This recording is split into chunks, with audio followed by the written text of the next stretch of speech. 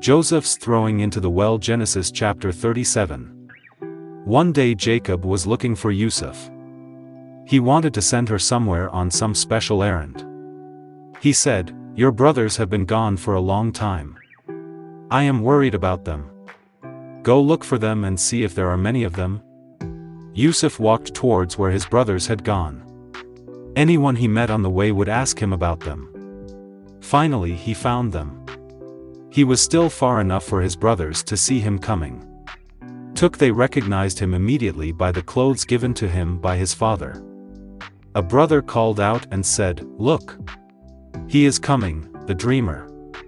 The second brother said, "Now there is no one around him.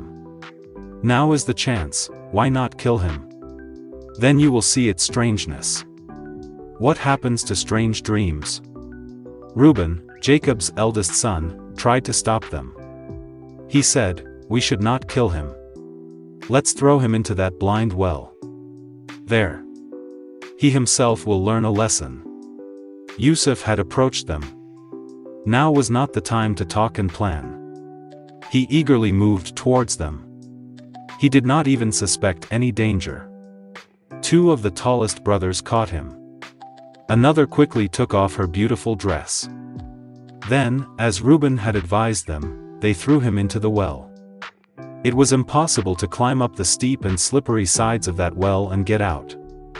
Then they sat down to eat. They were listening to Yousuph's screams, but they were not paying attention.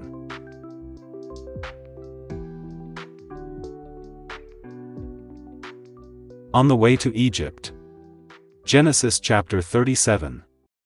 Yousuph's brothers were eating when they saw a long line of camels coming towards us. Very soon they came to know that it was a caravan of traders.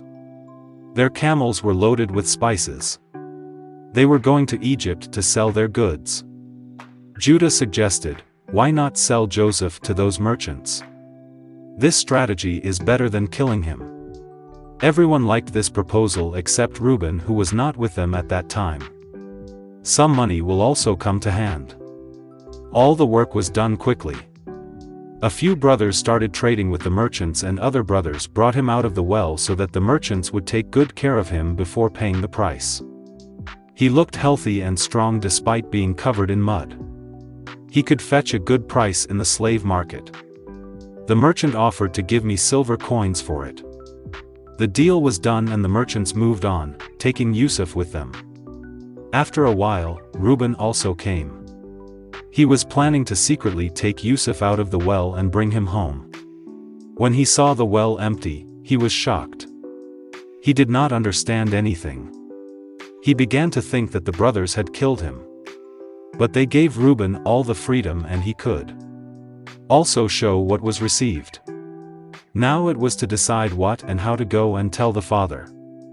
They took Yoosup's clothes that had been pulled off him and slaughtered a goat and dipped it in its blood. On reaching home, they took the torn and blood-stained clothes to Jacob and said, "We found it lying in the field. To see if this is not your son's."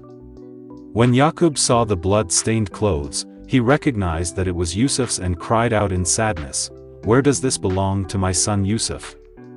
A wild beast has eaten him. Hey! Hey! My beloved son was killed. I will never see him again. I will mourn for him for the rest of my life." The merchants were taking Yoosuph to Egypt by tying him with ropes, pulling and dragging him. But God is still his. Was with